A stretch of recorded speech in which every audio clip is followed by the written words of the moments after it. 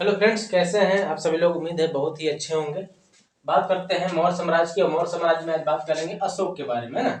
अशोक एक ऐसा शासक था जिससे मौर्य साम्राज्य से बहुत ज्यादा ही क्वेश्चन पूछा जाता है। इसके 14 वो शिलालेख, उससे तो और ज्यादा क्वेश्चन पूछा जाता है।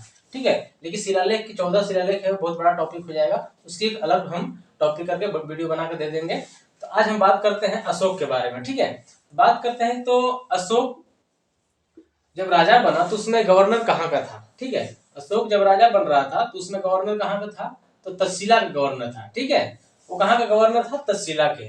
बात करते थे इन्होंने राजाभिषेक कब किया था, तो 269 ईस्वी पूर्व में इन्होंने राजाभिषेक किया था। ठीक है, बात करते थे कलिंग आक्रमण कब हुआ था, तो कलिंग का आक्रमण राज्याभिषेक के 8वें वर्ष, मतलब 269 में से 8 घटा देंगे तो 261 ईस्वी पूर्व में क्या हुआ था, कलिंग आक्रमण हुआ। कलिंग पर इन्होंने आक्रमण किया था। ठीक है, बात करते हैं तो अशोक से पहला बात करें, अशोक के गुरु कौन था, अशोक के गुरु था खल्लाटक। ठीक है, अशोक ने अपने गुरु खल्लाटक की सहायता से अपने 99 भाइयों की हत्या किया था। ठीक है, कितना बड़ा क्रूर शासक था कि अपने 99 भाइयों की हत्या कर दिया था।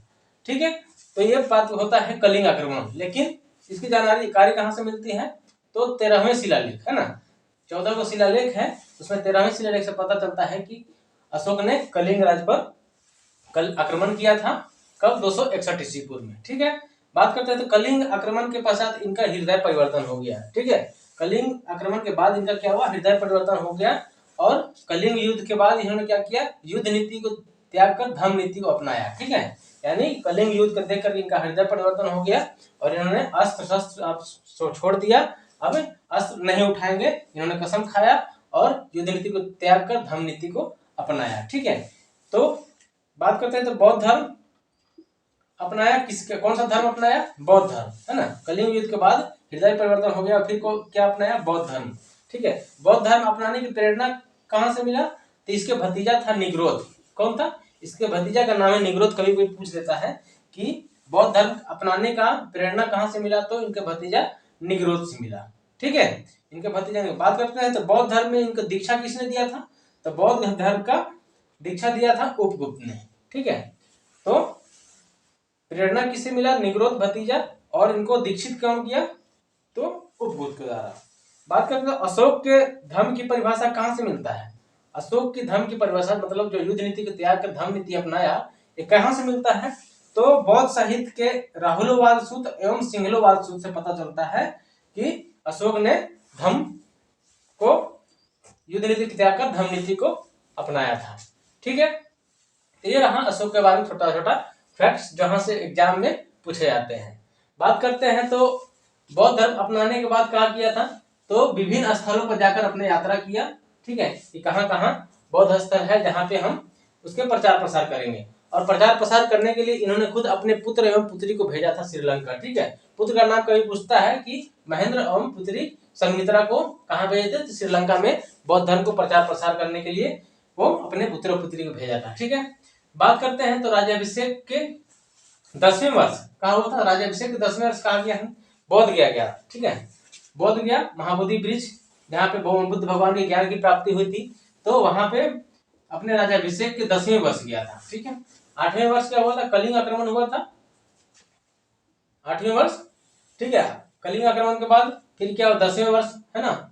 मतलब अपने राज्याभिषेक के 10वें वर्ष बोध गया और 20वें वर्ष में लुम्बिनी गया। ठीक है, लुम्बिनी क्यों गया, क्योंकि बौद्ध धर्म के संस्थापक महात्मा बुद्ध की जन्म लुम्बिनी में ही हुआ था, कपिलवस्तु के लुम्बिनी में, इसलिए वहां घूमने गए थे। बात करते हैं तो अशोक ने बौद्ध धर्म अपनाने की जानकारी कहाँ से मिलता है, तो बौद्ध धर्म को अपनाने की जानकारी भाब्रू नामक एक शिलालेख है। ठीक है, भाब्रू नामक एक शिलालेख, उससे पता चलता है कि अशोक ने बौद्ध धर्म अपनाया था। बात करते हैं तो अशोक बौद्ध धर्म को अपना कोई धर्म नहीं माना था। ठीक है, ये व्यक्तिगत धर्म माना था। क्या माना था, एक व्यक्तिगत धर्म माना था, इसको राज धर्म के रूप में नहीं अपनाया था, क्योंकि यह खुद मौर्य वंश का शासक था। ठीक है ना, यह क्या था, मौर्य वंश का सम्राट, मौर्य साम्राज्य का एक सम्राट था। इन्होंने व्यक्तिगत धर्म को ही अपनाया, राज धर्म के रूप में इन्होंने नहीं माना। ठीक है, बात करते अशोक के शासन काल में ही क्या हुआ था, बौद्ध सम्मेलन हुआ था। कौन सा, तीसरा बौद्ध सम्मेलन हुआ था, जिसके अध्यक्ष कौन थे, ठीक है, जिसके अध्यक्ष मोगलीपुत्र तीस थे। और इसका अध्यक्ष कब हुआ था? 250 ईस्वी पूर्व में क्या हुआ था? तीसरा बौद्ध सम्मेलन हुआ था। ठीक है, पाटलिपुत्र में हुआ। तीसरा बौद्ध सम्मेलन पाटलिपुत्र में। पहला हुआ था राजगिरी में, दूसरा हुआ था वैशाली और तीसरा पाटलिपुत्र में और चौथा कुंडलवनी कश्मीर में। ठीक है, तो उसके बारे में सारा हम डिटेल बताए हुए हैं बौद्ध धर्म के बारे में, तो वो आप जाकर के देख सकते हैं उस टॉपिक को। बात करते हैं तो अशोक की मृत्यु कब हुई थी? तो 232 ईस्वी पूर्व में इनकी मृत्यु हो गई थी। ठीक है, 280 ईस्वी पूर्व में मृत्यु होने के पश्चात कोई ऐसा मौर्य साम्राज्य का कोई शासक नहीं बना, है ना, योग शासक नहीं हुआ, जिसकी वजह से क्या हुआ? मौर्य साम्राज्य का अंत हो गया। ठीक है, यानी अंतिम शासक कौन था? बृहद्रथ।